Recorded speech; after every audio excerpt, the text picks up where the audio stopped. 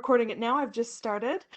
So just again, a quick welcome. If you do have any difficulty hearing or if the audio quality is poor, please feel free to connect using a telephone.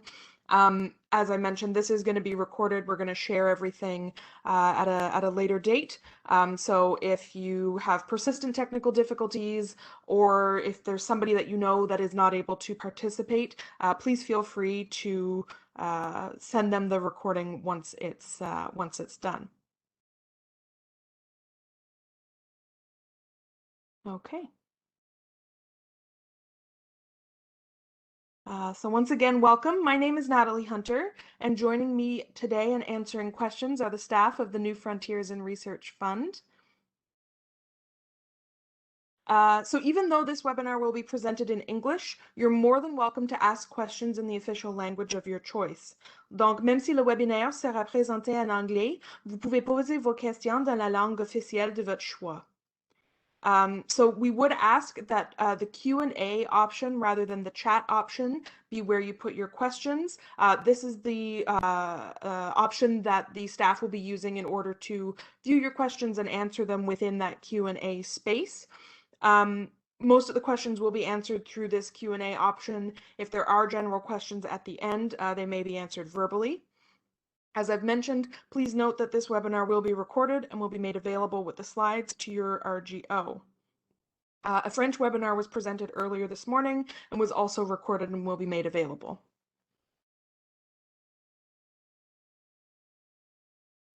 So before we get started, I'd like to acknowledge that since I'm based in Ottawa, I'm currently on the traditional unceded territory of the Anishinaabe Nation. I recognize that we all work in different places and that therefore you work in a different traditional Indigenous territory. I would encourage you right now to take a moment to reflect on that and to acknowledge it. So here's an overview for today's presentation. We'll also be available for questions during the presentation in that Q&A box, as I've mentioned. So there are 7 parts to this presentation. The first is important notes, the second is the program description, the third is eligibility and roles, the fourth review process, the fifth is the NOI requirements, the sixth is information for RGOs, the seventh is questions and resources.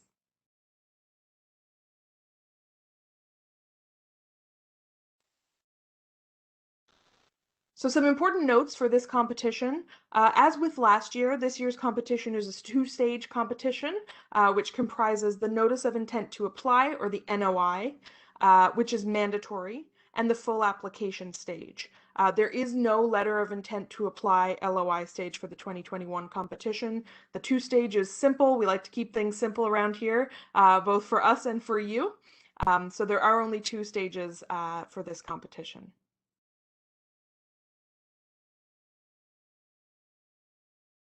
So moving on to the program description.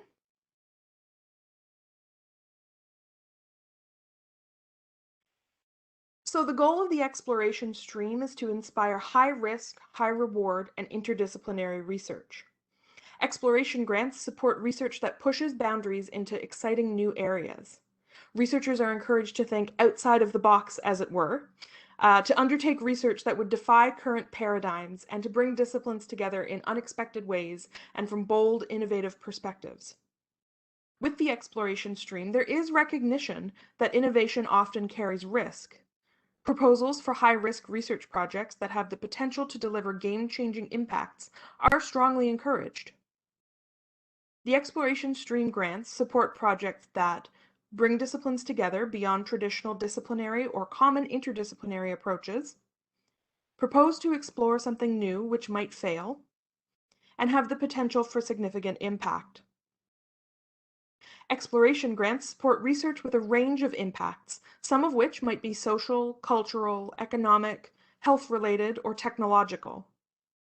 This list is not exhaustive. Other types of impacts are also recognized. Diversity of perspectives is also important, and the fund encourages research proposals led from any discipline, from those in the social sciences and humanities to health, the natural sciences, and engineering. To better promote groundbreaking and interdisciplinary research, the New Frontiers in Research Fund, or NFRF, has a mandate to explore innovative merit review processes and the flexibility for competition parameters and processes to evolve from one competition to the next. Please be aware that applications for the same or very similar research cannot be simultaneously submitted to two different funding opportunities, including to two funding opportunities at different agencies.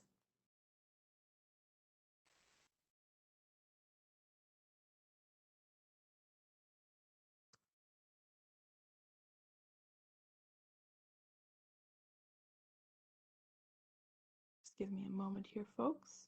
I'll let you read the slide.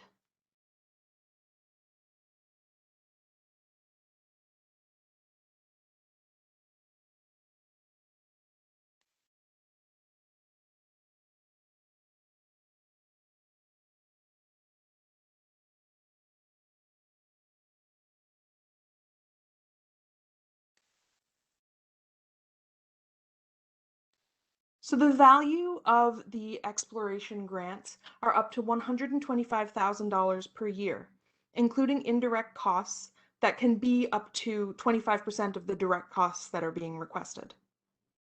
Funds should be used primarily to support research activities, not to acquire or maintain infrastructure. The Tri-Agency Guide on Financial Administration is our general guideline for the eligibility of expenses. There is a specified use of funds section related to the direct cost of research and the exceptions noted in the competition overview. The duration of these grants is up to 2 years. The number of grants awarded depends on the amount of funding requested and successful applications. A minimum of awards will be reserved for early career researchers, and this minimum is set by the proportion of early career researcher-led projects submitted at the full application stage. An early career researcher is a researcher within 5 years from the start date of their first research-related appointment, minus the length of any eligible delays in research, for example, illness, parental leave, maternity leave, what have you, as of the first day of the month in which the competition is launched. So for this competition, it would be June 1st, 2021. We do have a new addition to these interruptions this year.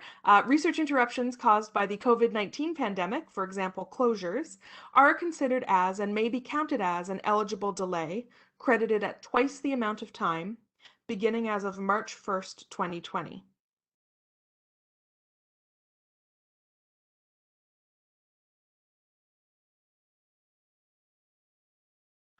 So a little information about the competition timeline. So the notice of intent to apply deadline is August 10th, 2021 at 8 p.m. Eastern Standard Time. The full application deadline is October 19th, 2021 at 8 p.m. Eastern Standard Time. The multidisciplinary review panel meetings will take place from March 7th to 11th, 2022, and the start date of the awards will be March 31st, 2022. Please keep in mind that the NOI is mandatory, so you will have to submit an NOI if you want to submit a full application. So the August 10th deadline is really important here. The full application is evaluated by the multidisciplinary review panel, taking into account the feedback of external reviewers. Please check with your research grants officer for internal deadlines that may come before the NFRF deadlines.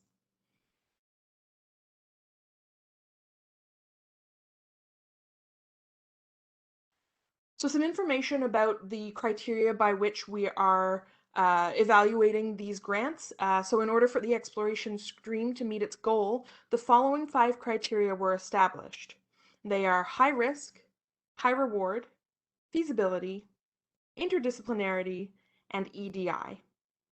High risk in this sense can also be thought of as novel. So with this in mind, high risk can be defined by elements such as, but not limited to, proposing unique directions, challenging current research paradigms, enhancing understanding of complex and challenging issues, bringing new disciplines together with different perspectives to use novel approaches for solving existing problems, and/or developing or adapting frameworks, methods, and techniques.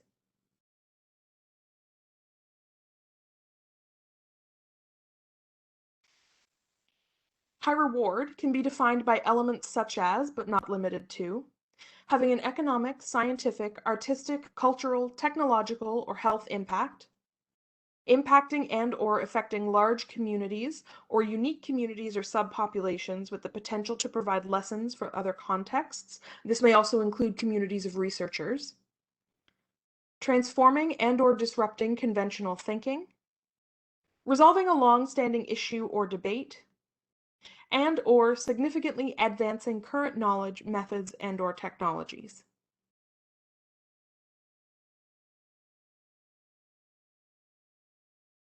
While a focus on high risk may seem at odds with feasibility, risk in this case must be related to the idea being proposed and not to a lack of concrete plan or an inability to execute the activities.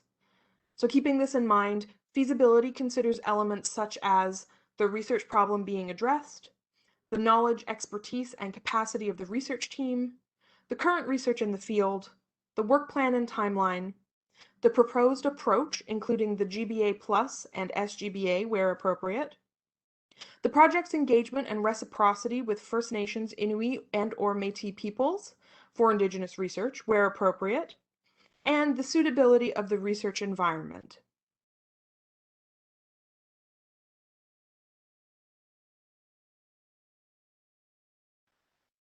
So moving on to interdisciplinarity and fit to program, we do have two major requirements for interdisciplinarity. So the first is that it comprises at least two different disciplines, and we consider disciplines to be group level classifications of the Canada Research and Development Classification Codes, or the CRDC. And the onus is on the applicant to explain the novelty of the interdisciplinary approach to justify the fit to the program. Interdisciplinarity can be defined by elements such as, but not limited to, the novelty of the perspective, so integrating two or more disciplines not commonly combined, the novelty of the approach, application or adaptation of frameworks and tools and methods and techniques from one discipline to solve a problem in another discipline, project design, designed from an interdisciplinary perspective, and fit to program, which pushes the boundaries of what can be funded through the agencies. So a couple of important notes here. Please note that projects that incorporate two disciplines with a long and established tradition of working together, so for example, biology and chemistry or psychology and education, may satisfy their requirements, but not meet the expectation of the program. Again, as I've mentioned, it's really on the applicant to explain the novelty of the interdisciplinary approach in order to justify the fit of the program. And the project itself must be interdisciplinary. If the project proposes an outcome that can be used by another sector or discipline, that is to say, may have an application in many sectors and disciplines, that in and of itself is not considered to meet the interdisciplinary requirements of the exploration stream. So essentially it has to be interdisciplinary, and you also need to justify kind of why that interdisciplinarity is not something that is already being done. So a couple of clarifications regarding multidisciplinarity, interdisciplinary, transdisciplinarity. So multidisciplinarity or pluridisciplinarity and interdisciplinary research are often used interchangeably, but originally they referred to different approaches. When experts from different fields work together on a common subject within the boundaries of their own discipline, they are said to adopt a multidisciplinary approach. However, if they stick to these boundaries, they may reach a point where the project cannot progress any further. They will then have to bring themselves to the fringes of their own fields to form new concepts and ideas, and to create a whole new interdisciplinary field. A transdisciplinary team is an interdisciplinary team whose members have developed sufficient trust and mutual confidence to transcend disciplinary boundaries and to adopt a more holistic approach. Over time, integrating the methodologies and analytical approaches of different disciplines usually leads to a new conceptualization of what the field is, and then there is a change in the way in which a problem is defined.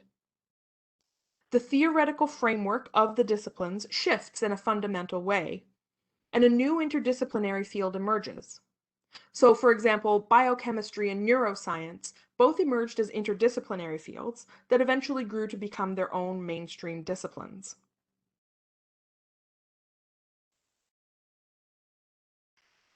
So, a multidisciplinary team is a group of domain experts working on separate parts of the same project. In this structure, each member operates as part of a chain of responsibility. So, it's a bit like a baton race where you pass the baton to the next person who needs to do part of the work. By contrast, interdisciplinary teams are different. On these teams, individuals from different fields are expected to contribute ideas to the entire project stack, not just to the part they know most about.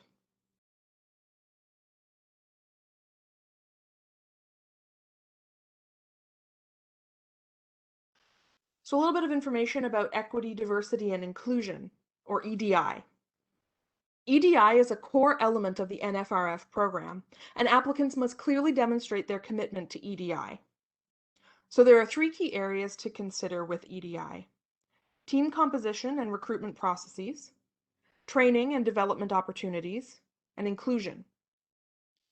And then for each of these three key areas, applicants must explain what actions they will take, the outcomes expected, and the assessment that's planned.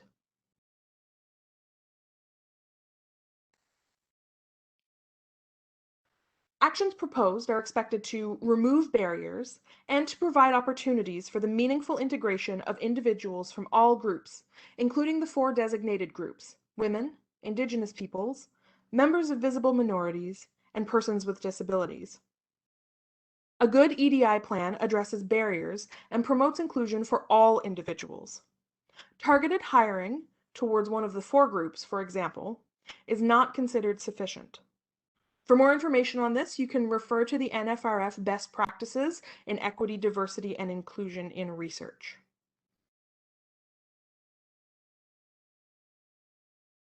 So moving on now to information about eligibility and roles.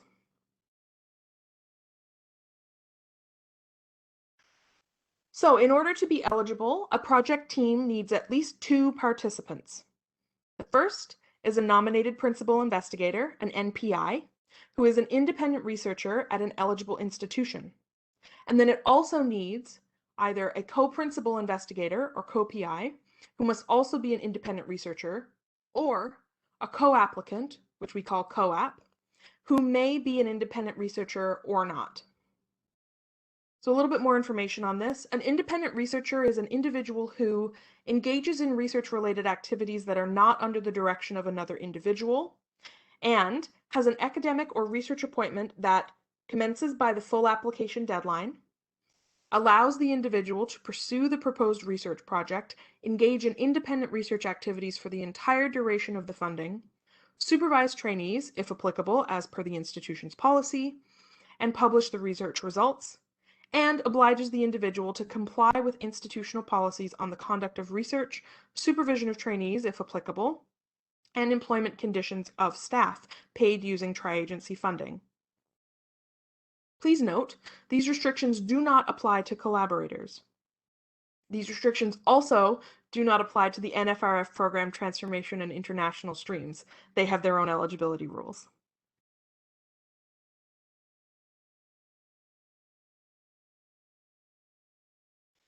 So, as I've mentioned, the NPI will direct the project and coordinate activities in conjunction with the co-PI and co-applicants.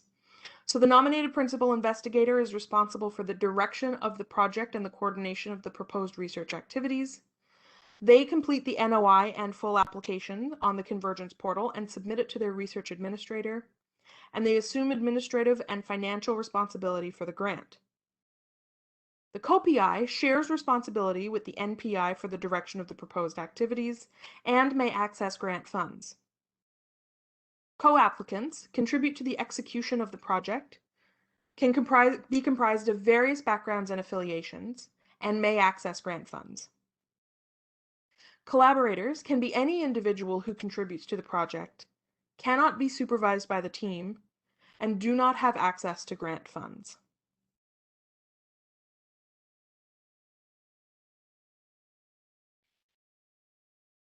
NPIs, co-PIs, and co-applicants must not be affiliated with a government or for-profit company. and can participate in only one exploration stream application or grant at one time. Something to note, exploration grantees must submit their final report before the full application deadline of a subsequent competition in order to be eligible to apply. So if you currently hold an exploration grant and you want to apply again, you'll need to submit the final report in order to be eligible to apply in that same kind of role. For a proposal to be considered to be led by early career researchers, ECRs, both the NPI and co-PI, if applicable, must be early career researchers. For more information, we would strongly encourage that you take a look at the eligibility section of the competition overview. It provides a really good breakdown of eligibility for each individual section and what kinds of roles an individual may have that will allow them to participate in that role.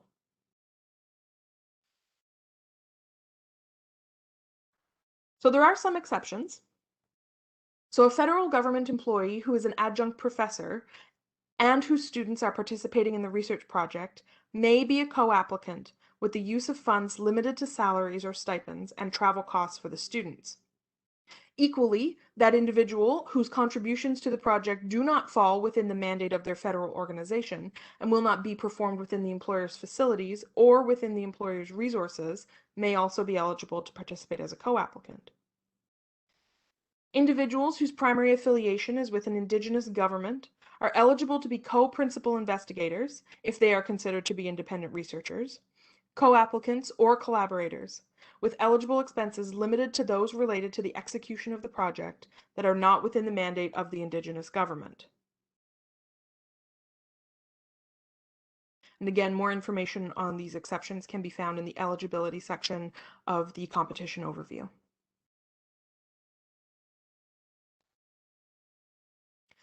So moving on to the review process for these applications. As we've mentioned, there are two stages to this, and they have different processes.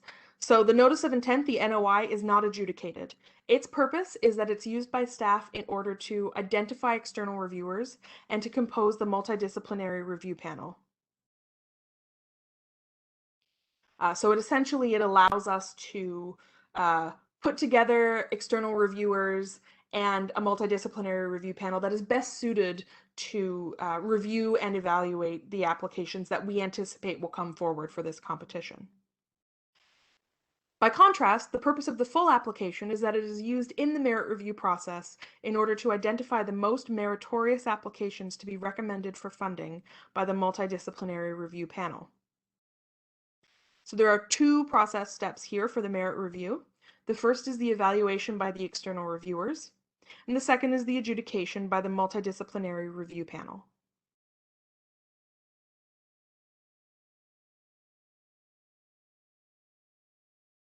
For this year, the external reviewers are only asked to comment on the high risk, high reward, and feasibility criteria.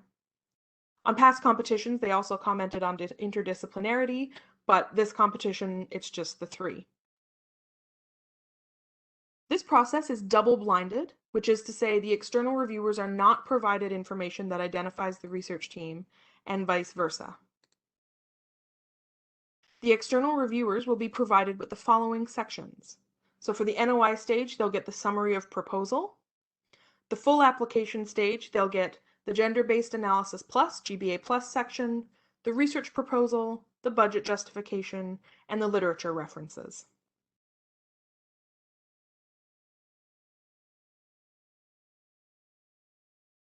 To ensure anonymity for the external review, and this is very important, please do not include any identifying information about the team members, including their names, previous work, research groups, departments, institutions, or organizations in these sections.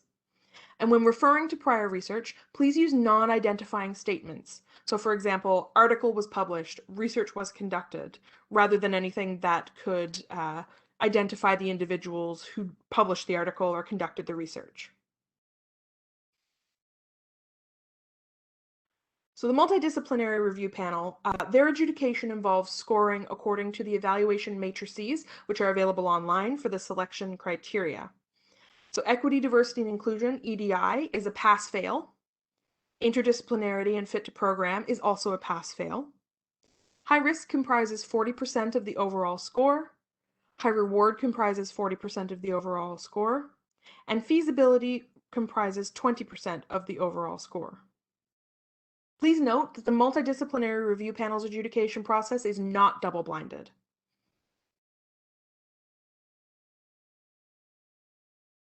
So moving on to the NOI requirements. The NPI must complete all sections of the NOI and submit it. The co-principal investigator, if applicable, and the co-applicants must each complete their own profile before the NPI submits the NOI. Team members are able to see the NOI sections, but they do not have access to edit them. Before submitting, you should have completed the profiles of at least 2 members. Additional members can be added at the full application stage.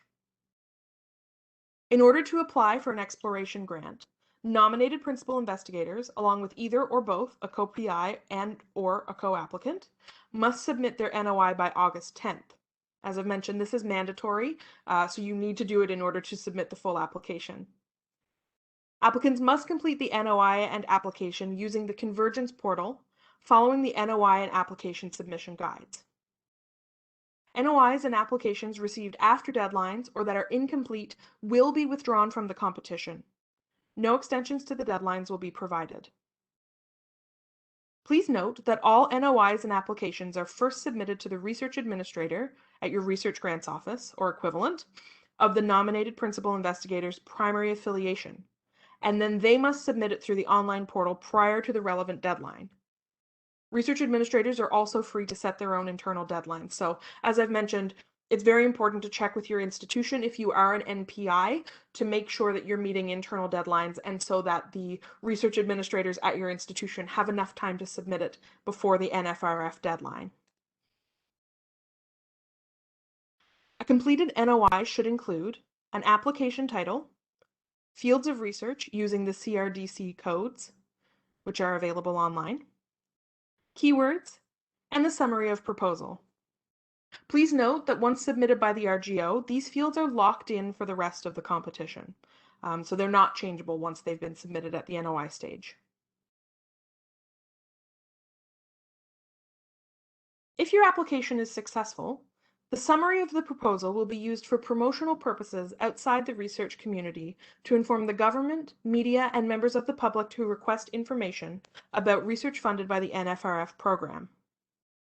The summary of proposal should include the objectives and summary of the research approach, and should highlight the novelty and expected significance of the work. Since the exploration stream review process includes a double-blind external review, the applicant must ensure that the summary does not contain any identifying information about the team members. This includes any information that might identify any member of the team, such as reference to previous work, research groups, departments, institutions, or organizations. Please note that once the RGO submits the application, the summary cannot be modified.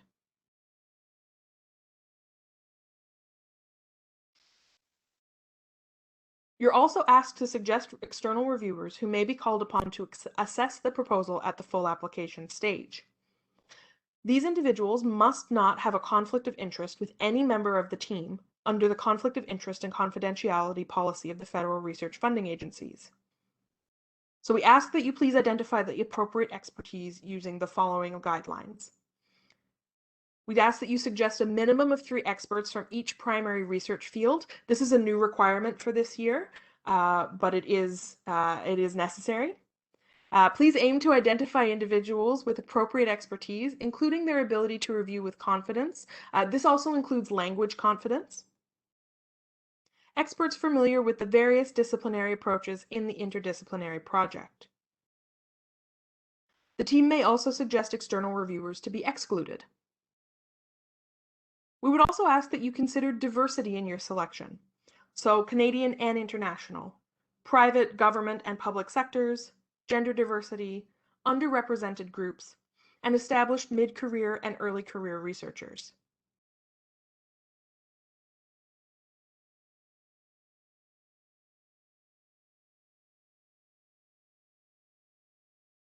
So regarding the collection of personal information, This is collected for the purpose of program performance management. Self-identification data collected as part of the user profile is not shared with reviewers or agency staff and is not accessible by RGOs or any other users of the Convergence portal. For more information about this, you can consult our data collection policy online.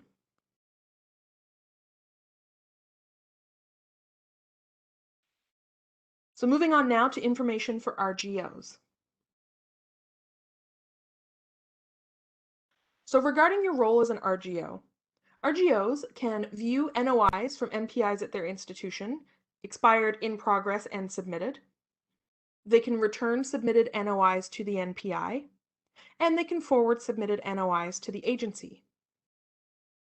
Before forwarding an application to the agency, you'll be asked to confirm the following: that the participants meet the eligibility requirements, and that the proposed research project meets the eligibility requirements. By forwarding the application, you will also be certifying on behalf of the institution that the NPI is affiliated with the institution or organization, has the necessary time and resources to carry out the activity, and will email us at nfrf-fnfr@chairs-share.gc.ca of any changes during the tenure of the grant, including changes in the composition of the partnership, such as the addition of a new co-principal investigator, co-applicants, or collaborators.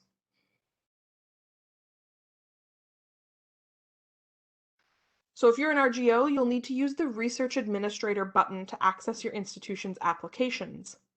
If you log into Convergence using your Research Administrator email and you don't yet have the Research Administrator button in Convergence, which is circled here in the screenshot on the slide, then you are not yet a Research Administrator in the system. You'll need to send an email to web support to request it, which is also available in this slide here.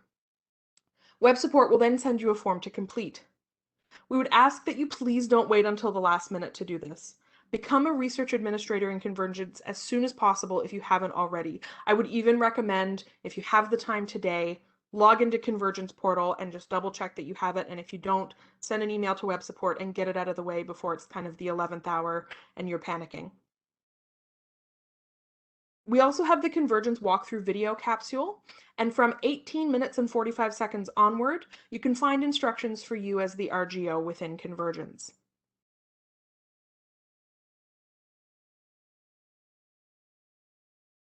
So we're now moving on to questions and resources. So I know that we've been answering your questions in the Q&A box.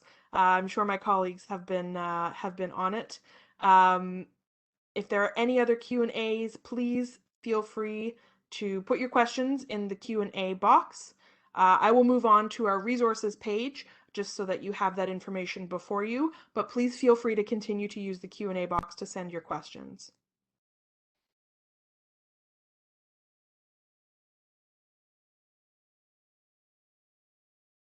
So here's our contact information for us, the NFRF team, our online services help desk, so web support, and then some useful program links. So the website, the competition overview, the reviewer manual, and the evaluation matrices.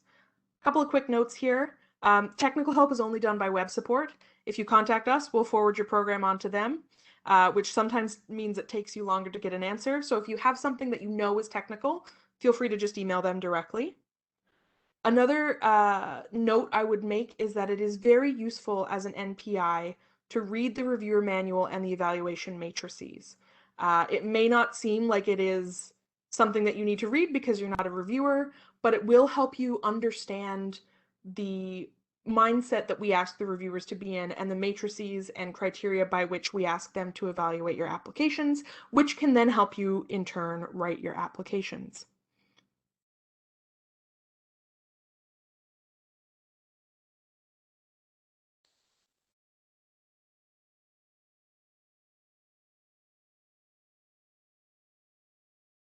And just to reiterate, because I'm seeing some questions here regarding presentation availability, this presentation is being recorded, and it will be made available at a later date, as well as the slides being shared.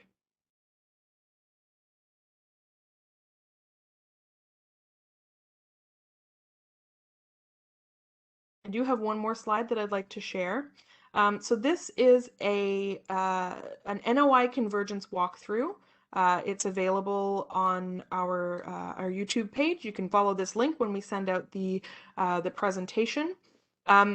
This video capsule was created for last year's competition, the 2020 exploration competition. Please take the time to read the questions that will be asked to you on the Convergence portal. We would like to mention that for this year, more programs are now using the Convergence portal for their funding opportunity. So please be sure to contact NFRF or FNFR for the New Frontiers in Research Fund. So make sure that if you're asking about exploration, you're contacting us and not one of the other programs that's using Convergence. I would also mention that it's important when you're creating an application, please make sure you're choosing the right program and the right stream. And I'll just pop back to our resources page and I'll have a look at the Q&A session.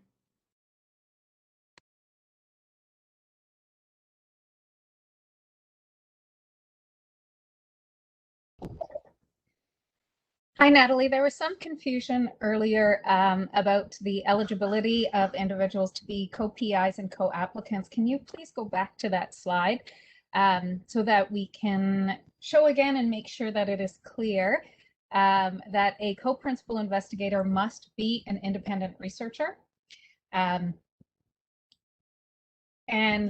that co-applicants do not have to be an independent researcher, but if they are... And just a reminder that the chat function itself is not being monitored regularly.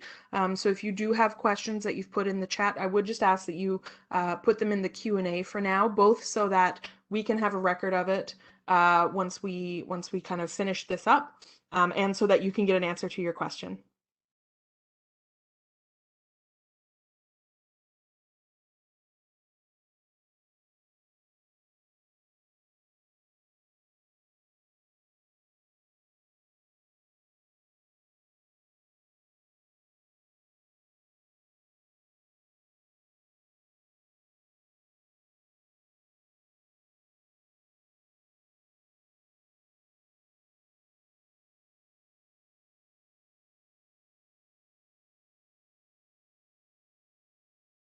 Okay, so we had a question about co-PI and co-applicant eligibility. I'll just quickly scroll back up to that.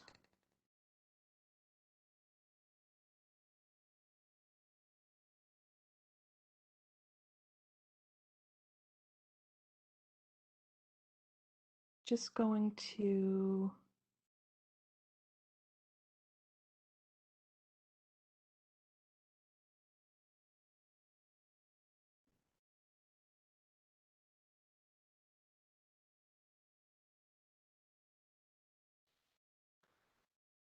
So just to clarify, a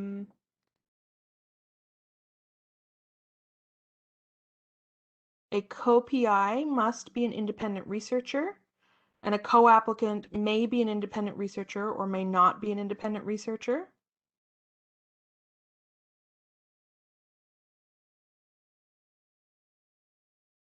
Natalie, can you hear me? Yes, I can. Okay. So the question was about co-applicants not being an independent researcher, and you'll see from our program literature that co-applicants may be independent researchers, and if they are a researcher or professor, if that's their title, they must be an independent researcher. But they may also be practitioners, policymakers, educators, decision makers, healthcare administrators, Indigenous elders, Indigenous knowledge keepers, community leaders, individuals working for a charity, or other such roles. That may be what their profession is and the expertise that they bring to the project. So that applies for co-applicants only. Co-principal investigators, however, must be considered an independent researcher with the same definition as for a nominated principal investigator. There were also questions about whether a postdoctoral fellow is eligible to be named as a team member on the grant. They may not be, and they should not be, if they are supervised by the NPI, co-PI, co-applicant, or another collaborator. So if they are supervised under one of the people that are named as a member of the grant, they are not eligible to be named on the grant in any one of those roles. If they are not supervised by anyone on the grant, then they may be considered either a co-applicant. Oh, sorry, they may be considered a collaborator, but their role is limited to collaborator and only if they are not supervised by anyone else on the grant. There are a few questions I see coming up from EDI or about equity, diversity, and inclusion.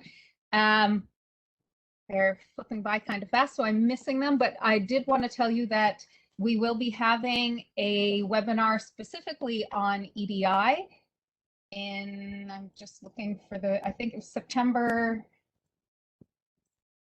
13th. Let me just confirm this in my notes.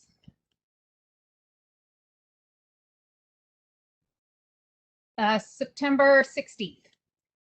So it'll be Thursday, September 16th, and we will be posting that and sending emails out about that soon. So that will be a webinar that is specifically about equity, diversity, and inclusion.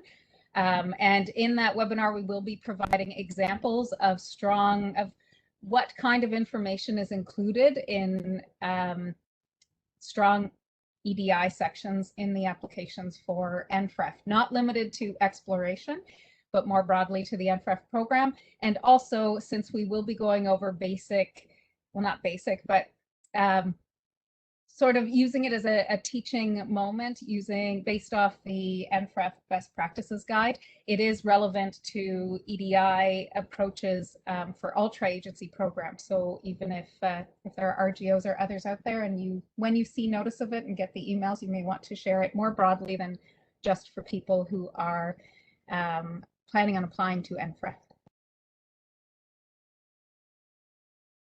I also have a request here to go over the interdisciplinarity requirement again. So I think I went the wrong way there. I'm going to talk about interdisciplinarity, just the requirements again. So as I mentioned, interdisciplinary requirements, so it needs to be at least 2 different disciplines. And you can find more information about kind of how we classify different disciplines on our website, in the CRDC codes section. And then also the onus is on the applicant to explain the novelty of the interdisciplinary approach to justify the fit to the program. So essentially it needs to be interdisciplinary. It can't be just one subject, just one discipline, but it also needs to be a novel interdisciplinary approach. So it can't be 2 disciplines that have been working together for a long time and you're just sort of continuing that kind of work. It needs to be either 2 disciplines that have never worked together before and you're putting them together, or if it is 2 disciplines that have worked together before, you need to be showing us and the review committee how your approach is new and how it's going to fit to this exploration program and how it differs from the rest of the work being done in those 2 disciplines.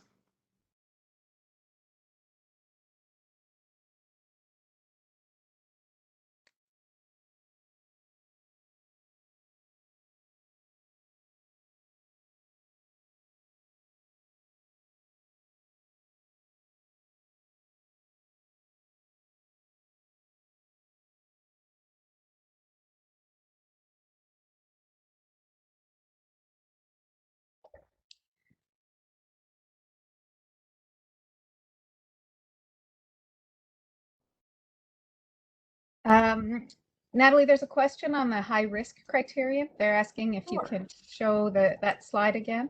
Absolutely.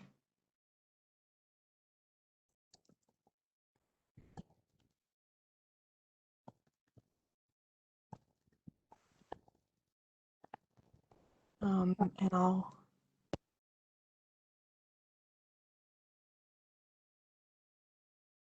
just have a look through the chat here and see if I can find the question. As I've mentioned, more information about these These criteria can be found on the NFRF website, both in the competition overview, but also in the reviewer manual and in the evaluation matrices. So if you do have any points of confusion or anything that you'd like, to be a little bit further clarified, or you're looking for a little bit more of an in-depth description, I would strongly recommend that you have a look at that reviewer guide and at those evaluation matrices, because they will help you to understand not only what the expectations are and the definition of high risk, for example, but also sort of how evaluators are expected to grade and evaluate these different evaluation criteria.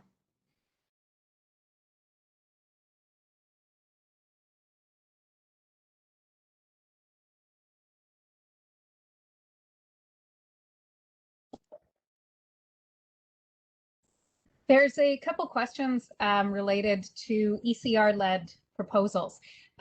Just to clarify, if the nominated principal investigator is considered to be an early career researcher, and there is a co-principal investigator, the co-principal investigator must also be an early career researcher in order for that application to be considered to be ECR-led.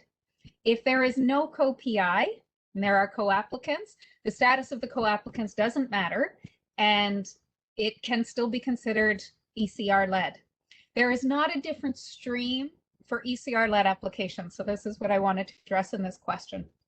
All of the applications are evaluated exactly the same way. At the end of the competition, we make sure that the proportion of awards going to ECR-led applications is the same as the proportion of applications we received that were ECR-led. In the past two competitions, which are the only two that were open to established researchers, in the past two competitions, we have not had to make any adjustments in order to ensure that we met this minimum bar. So what that tells us is that ECR-led applications are as competitive as any others that we receive. So I hope that answers the question. So yes, if there is only an NPI that's ECR and no co-PI, it can be considered ECR-led, but they are not evaluated in any different way.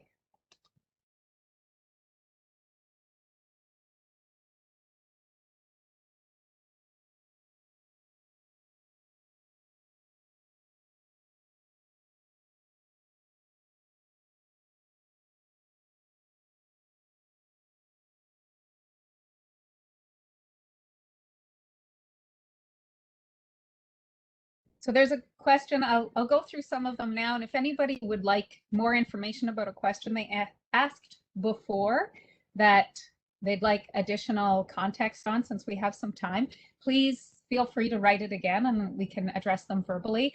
So there's a question about the interdisciplinarity nature or the disciplinary backgrounds of the two team members. So let's say a project is proposed that is interdisciplinary and meets the conditions for interdisciplinarity.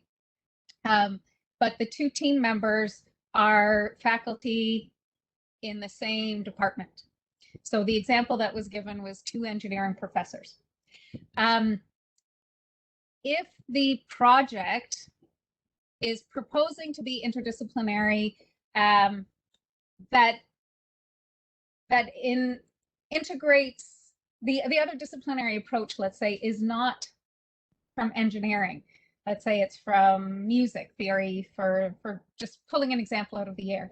So if it's from music theory and both of the team members have an engineering background, the multidisciplinary review panel is going to look at that and wonder where the expertise is coming from the music theory part. So while yes, an application like that can be submitted, if the team does not reflect the expertise for the disciplines that are involved in this interdisciplinary proposal, this interdisciplinary project, then it's not necessarily, the team isn't really reflecting the interdisciplinary approach of the project. And part of the evaluation of the interdisciplinarity criterion is looking at that point. So, and also it comes in from feasibility as well. So another point about this is the question was, two professors from engineering. So we used the CRDC codes, the Canadian Research Development Classification System codes. And as a first step, so as a minimum bar, the project has to include 2 disciplines based on those codes. But that isn't enough necessarily to be considered interdisciplinary. So for example, education and psychology are 2 different disciplines under the CRDC codes, but education and psychology have a long-standing history of working together, for example. And I'm not picking on that. There are a lot of different examples across the mandates of the 3 agencies. However, let's say that there was an approach that involved education and psychology that actually was really novel and new and looked at it sort of from a completely 180 perspective from what has already or always been done or is normally done. It would be up to the applicant to explain why this is new and different, even if it's 2 disciplines that normally, have a long-standing history of working together. But it really is up to the applicants to make the argument that this is new and different. And that's actually true in all cases, but the onus is really on the applicant to make that clear, particularly in cases where the 2 disciplines have a long-standing relationship or a history of working together.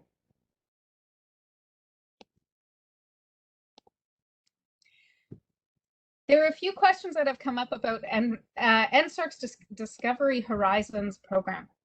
So there are some, I know that program is quite new, and I know that there's an awful lot of interest in it, and for good reason. So I do want to provide some clarification about the Discovery Horizons program though. So the Discovery Horizons program was introduced as a way to fund interdisciplinary research that crosses, it's the research that wasn't funded before or had a difficulty finding a home between the 3 agencies. I've been with the agencies long enough to hear the stories of projects that, we're told they're too much this way to be funded in agency A. So they, push it over to agency B, and then agency B says they're not quite enough this way to be funded here. So I understand that, why they created this program. But one big difference between Discovery Horizons and NFRF is the high risk and high reward element. So for Discovery Horizons, if your project is interdisciplinary that crosses the mandate of more than one agency, but is the sort of logical next step of like new interdisciplinary areas, or even multidisciplinary research, from what I understand, may actually fit under that program, but it's not high risk and high reward. So high risk means it's paradigm challenging, it is out of the box thinking, it's something that has a really high risk of failure. That's why we call it high risk. It has a high risk of failure because it's pushing the limits, it's pushing the borders so much. Another question came in related to this about feasibility. So feasibility is not, in the NFRF sense, is not about, does it have a high likelihood of succeeding, which is the paradigm that's used in a lot of other programs.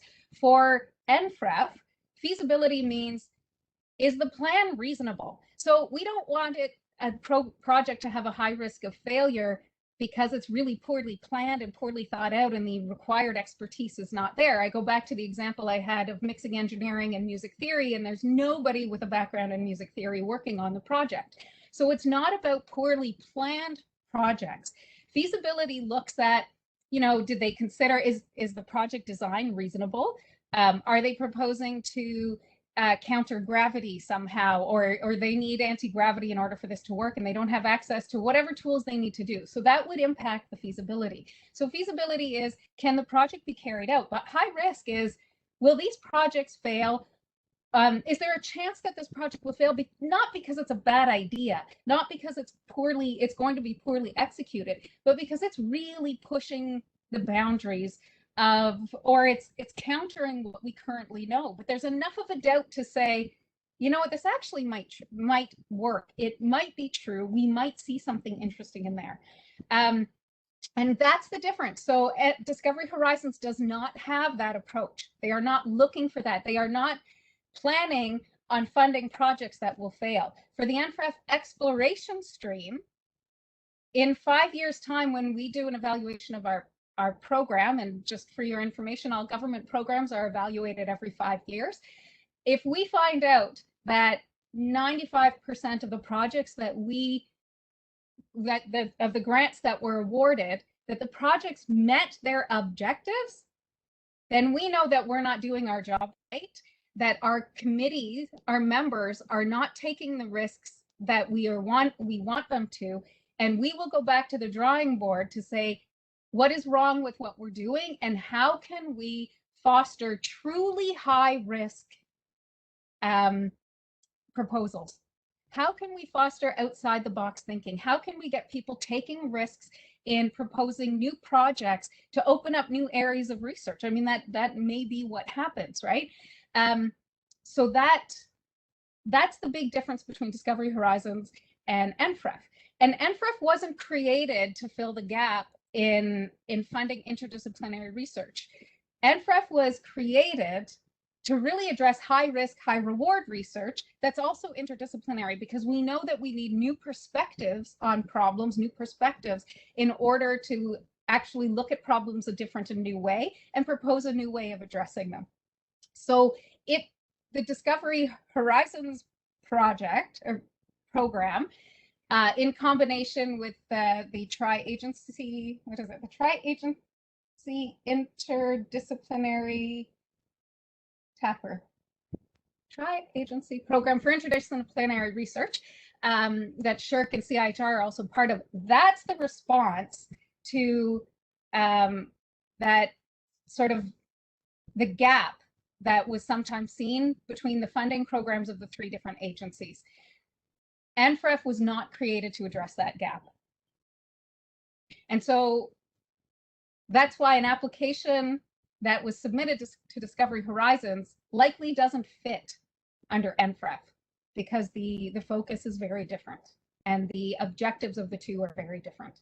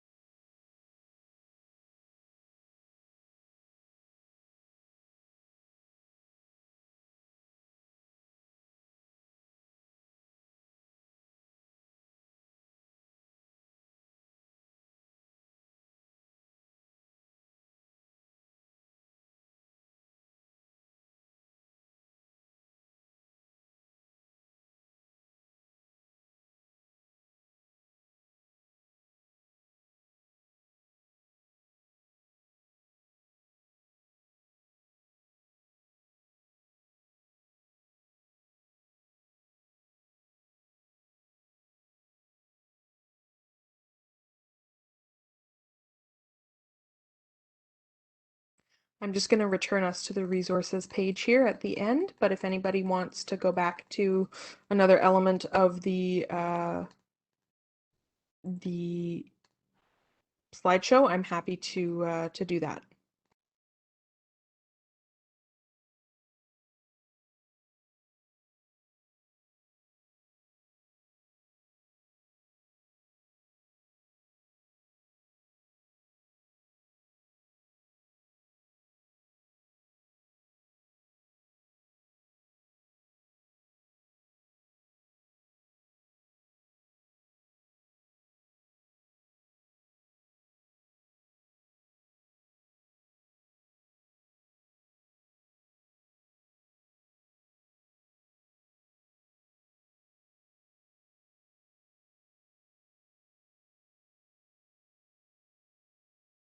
And just a reminder, I know we've gotten a couple of questions in the Q&A box about it.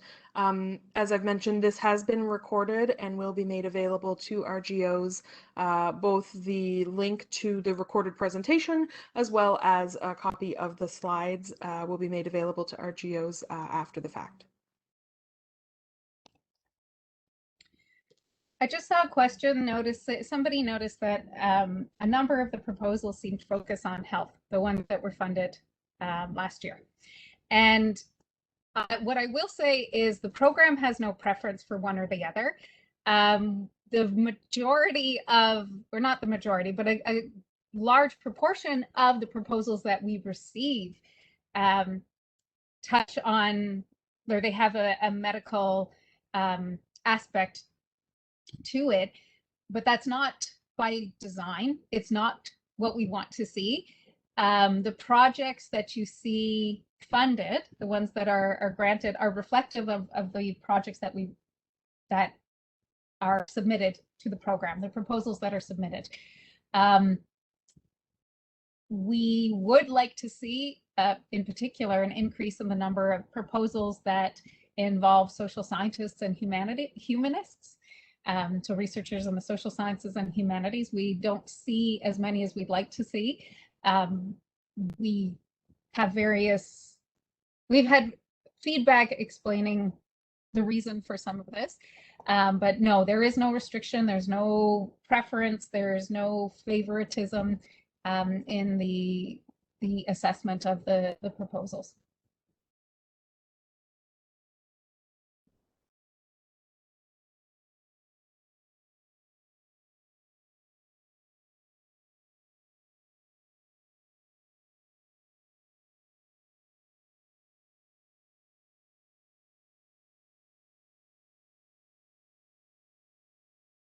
I see a question here regarding the different kinds of disciplinarity. So I'll just go back up there.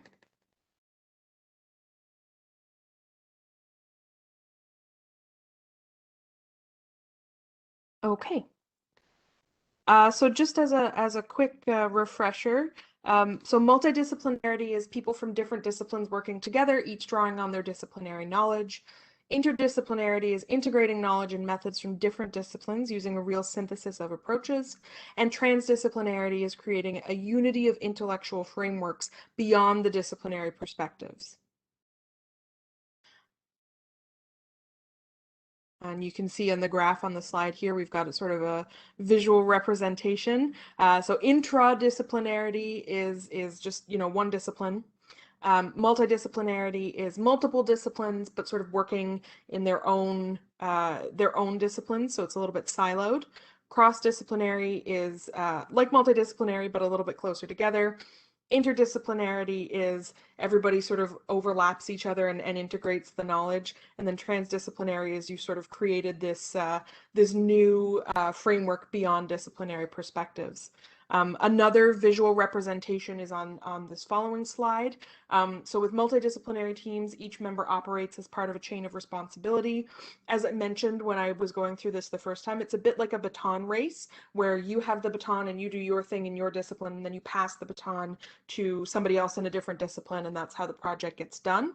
By contrast, interdisciplinary teams are individuals from different fields that are expected to contribute ideas to the entire project stack. I unfortunately don't have a sports metaphor for that one. I guess it would be more like a basketball team than a relay race.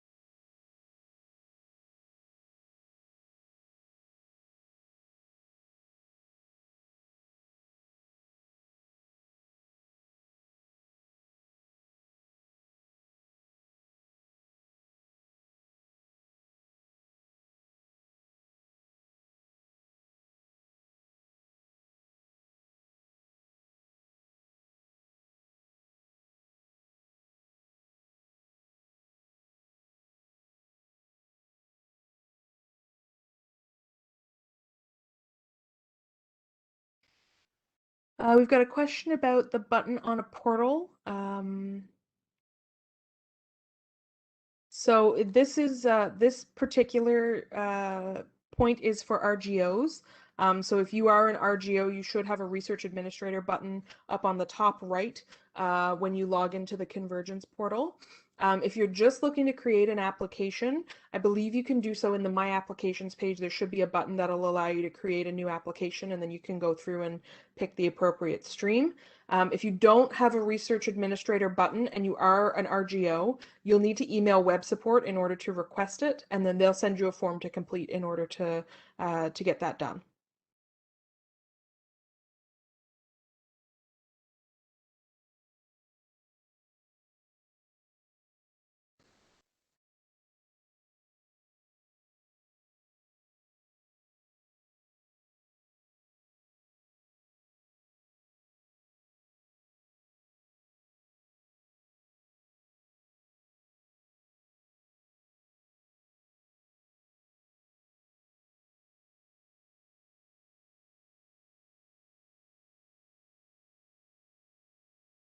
Had a question, I think, in the chat. If you are currently an NPI of an exploration grant, this is regarding multiple applications and whether current grant holders with the extensions are able to apply.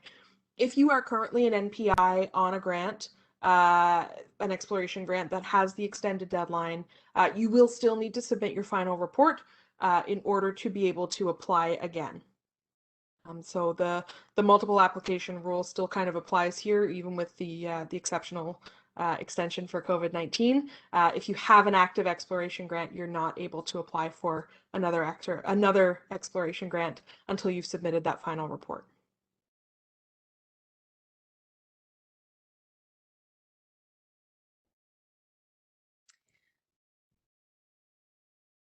So there's a question that's been asked about new combinations of researchers versus those who have an existing track record of collaboration. So one thing that the committee does take into account is if the researchers have a long history of collaboration, the onus is again on the applicants to explain how the current proposal is novel, because that, keeping in mind that the interdisciplinary approach has to be novel. So if you have a long track record of working together, then perhaps the approach is not actually that novel and doesn't have a high risk. It wouldn't be considered high risk. That being said, it's not to discourage you either. If you have a really outside the box, boundary pushing idea that is, you know, wildly different from what you have done in the past, it won't be discounted based on the fact that you have a history of working together. But as I mentioned, the onus is on you to indicate what is new and novel and different with the project being proposed.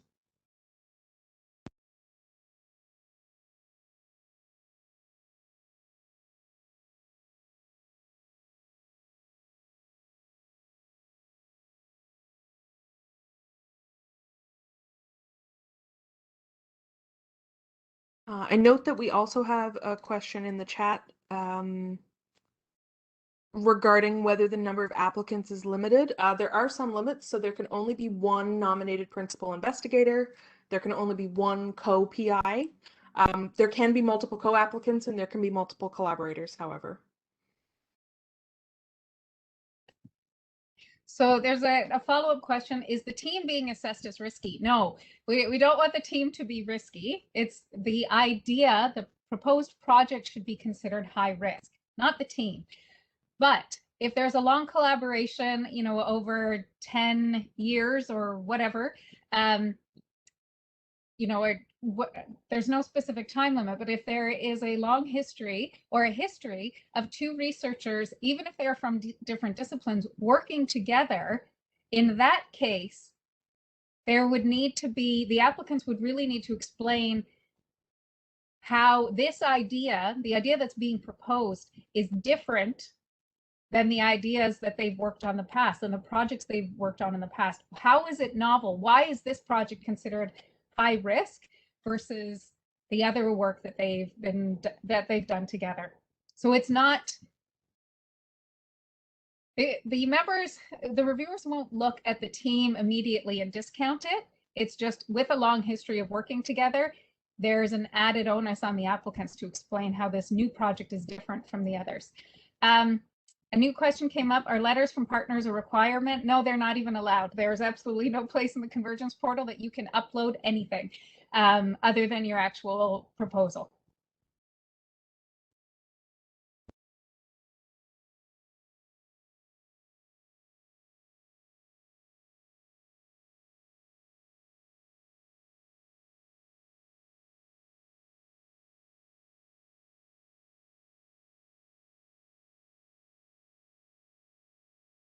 Another question in the chat, and just a friendly reminder to everybody that the chat is not generally being monitored. I have it open, but I suspect I'm probably the only one who does, so just please put it in the Q&A and it'll get answered a little bit more quickly. Whether if the NPI is a senior researcher, can the co-PI be an early career researcher? The answer is yes. Unless you want your application to be considered an early career researcher application, in which case, if there is an NPI and a co-PI, both need to be early career researchers. But yeah, if the NPI is a senior researcher, there's nothing that limits the co-PI, pardon me, from being an early career researcher.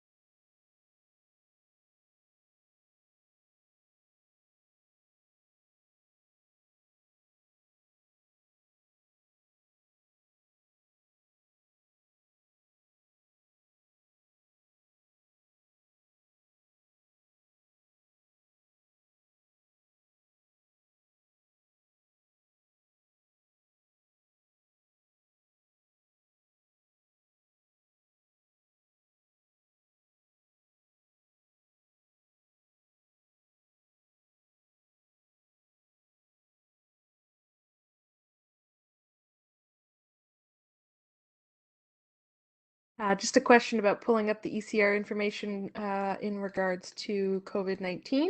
I can certainly do that.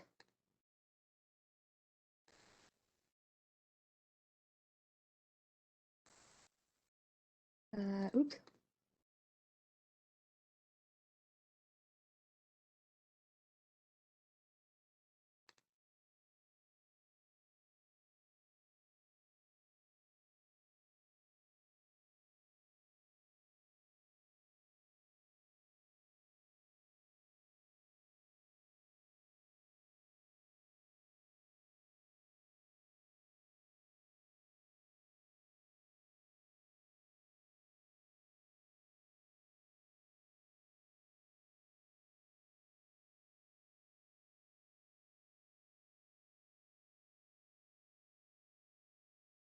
So just some information about the ECR COVID-19 rule.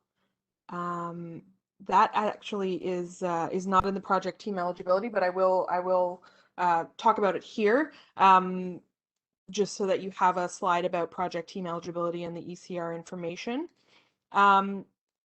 So an ECR is a researcher within 5 years from the start date of their first research-related appointment, minus the length of any eligible delays in research. So, for example, illness, maternity, parental leave, as of the first day of the month in which the competition is launched. In this case, that would be June 1st, 2021.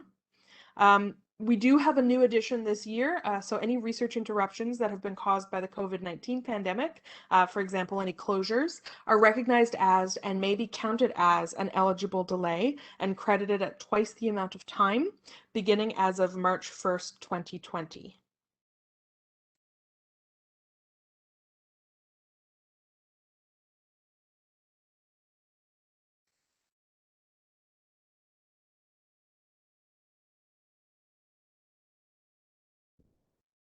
So for the NFRF program, I see the question, is it only COVID-19 delays that are credited at twice the amount of time?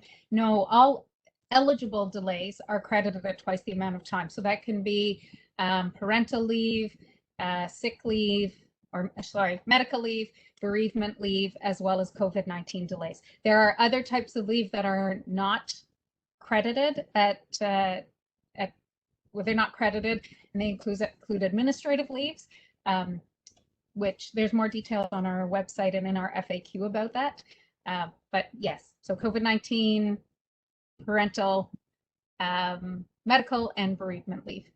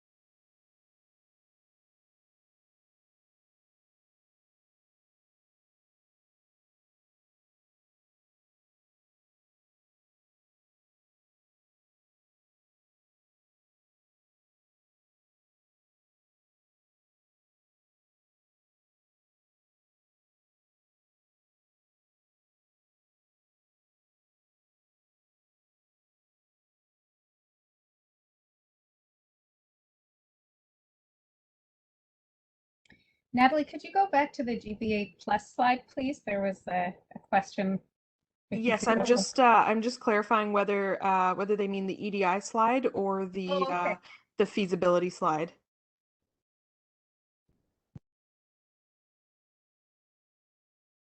Question about what are RGOs? RGOs are our shorthand term for research grant officers. We also call them research administrators. They're the individuals who are responsible at the institutional level for verifying the eligibility and institutional propriety, I guess, of the applications, and then forwarding them on to the granting agencies. So they're sort of the internal people that you would forward your application to or submit your application to once it's done. Feasibility. Okay, yes, I can certainly do that. Let me just double check here and see.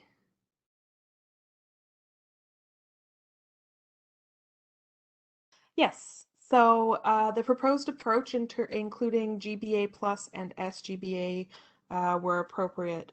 So I'll provide a quick overview, and then Kim, if you want to talk a little bit more in detail, you're welcome to, obviously. um, so GBA plus and SGBA is gender-based analysis plus or sex and gender-based analysis. This essentially is considered to be an analysis of the ways in which gender as well as sex and any other identity or cultural context or background may impact an individual or research or a project. So it's included in the proposed approach in the sense of if the approach and if the project requires a gender-based plus analysis or a sex and gender-based analysis, that should be included in the feasibility criterion.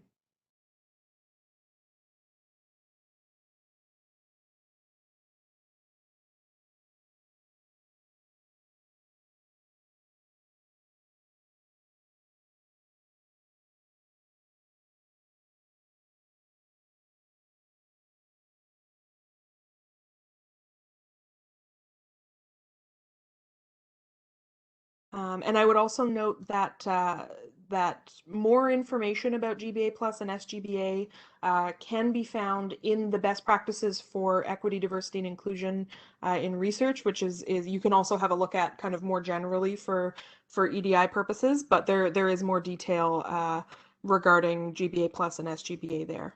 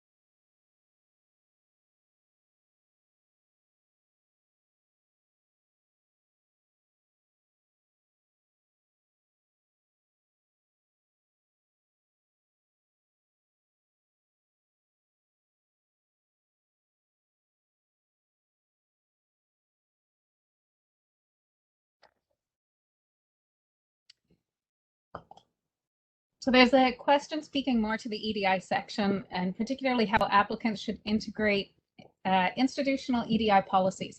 So rather than speak specifically to it, what I will say is, because the comment was made that there were, the members noted, for example, applications which relied on the institutional EDI policies rather than having their own. And the reason this is an issue for members is it's sort of seen as a shortcut a little bit. And it doesn't really always apply. So institutional EDI policies relate to, for example, hiring faculty, but you don't use the same hiring practices for recruiting graduate students, let's say, to the lab, or your research team. It's not always in the lab. Or to identifying other potential collaborators or co-applicants, so other researchers or non-researchers, because they don't have to be in academia, to work with. So what are the means and ways in which the specific research team, so the NPI, the co-PI, and the co-applicants, how are they going to ensure that they are first doing the work to recognize systemic barriers that might exist? And then also what are they going to do to try and counteract or remove those barriers to everyone, so that every individual is included or has the chance to be included and has the same opportunities to be part of the team. Another point that I will mention, and we don't see it as much anymore, but in the first competitions we did, is where, for example, the EDI section of applicants would focus on gender specifically. or actually, that's not true. It would focus on sex. So there would be, the entire section was written about, for example, making sure that women, females, were included as part of the team. But as defined, through the Canadian government, there are 4 specific underrepresented groups that we identify, and so that's women, people with disabilities, people who are visible minorities, and people who identify, as an Indigenous person. So there are those 4 groups, but it's not limited to those 4 groups. And removing systemic barriers should actually apply to every individual and not only those 4 specific groups, for example, and certainly not just one of those 4 groups. So it's an approach that it takes a little bit of work if it hasn't been done before. So relying on it saying, well, we're going to use our institution's EDI policies for hiring, well, that doesn't really apply necessarily to graduate students. So a little bit, there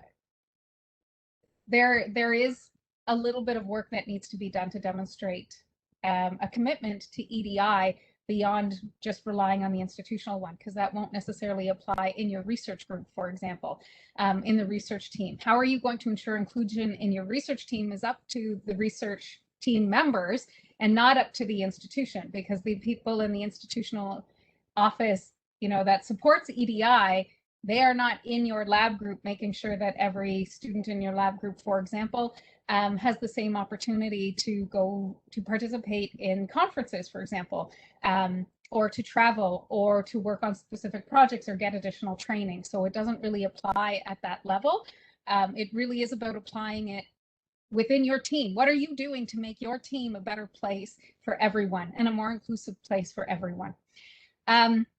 There's a question about not revealing your identity. Well, as mentioned before, the bio-sketch section does not go to the external reviewers. And so in that section, you are welcome. And obviously it makes sense. You're going to have to reveal your identity and the identity of the other team members as well, and mention their expertise, their background, where they work, but not in the other sections of the application.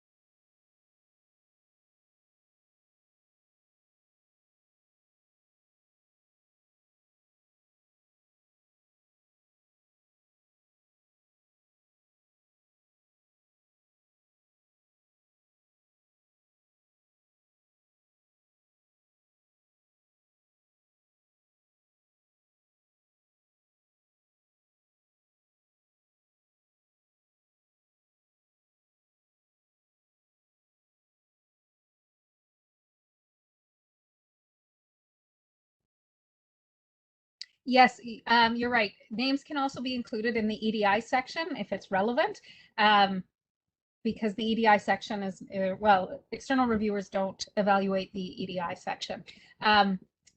What I will say is while you can provide names and institutions, I also want to be absolutely clear that no self-identity information of any member should be included in there unless it is relevant to the research project that's proposed, for example, lived experience, and only with the express consent. You don't have to send it to us, but you have to keep a record of it, the express consent of that person. So the EDI section, just to be absolutely clear, is not and should not include, a table or anything of the sort to say, we have, this team has 6 people on it, and within these 6 people, we have X women and X visible minorities. That it is not at all about that. So it's not about what you have, because, or the composition of a team, because that may or may not have happened as a result of a conscientious effort to do so, as opposed to it just happening.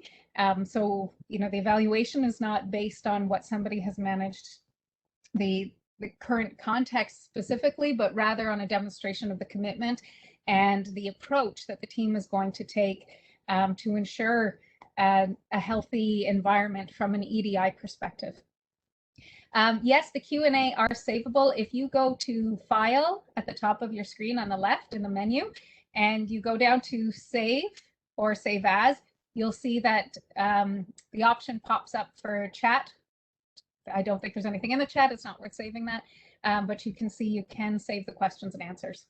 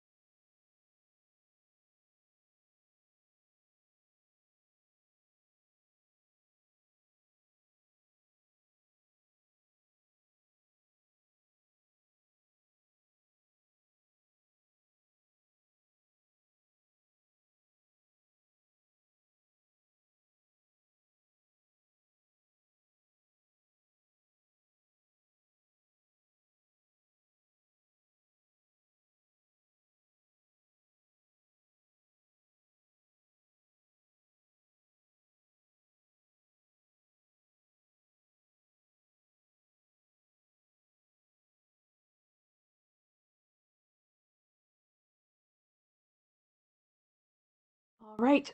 So I just wanted to thank everybody once again, everyone who's remaining, for joining us today. As I've mentioned, the recording and the slides will be made available to RGOs uh, within the near future. So if you have any questions or you want to kind of revisit this, feel free to just get in touch with your RGO. I would say, sometime next week maybe, and they should be able to provide you with the information. Once again, thank you very much, and best of luck.